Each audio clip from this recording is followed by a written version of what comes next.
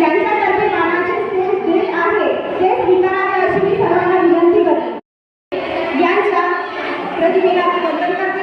तसेच सोन्याच्या यांना राणी दुर्गावती यांना कोटी प्रणाम।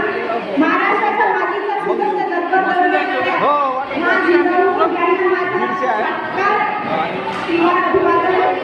तसेच राज्यघटनेचे शिल्पकार डॉक्टर बाबासाहेब आंबेडकर यांना विनम्र अभिवादन। सौ रुद्रा मडावी शिल्पदिनाच्या या मालेगाव इथे आज आपला आभार प्रदर्शनाकरता उपस्थित आहे।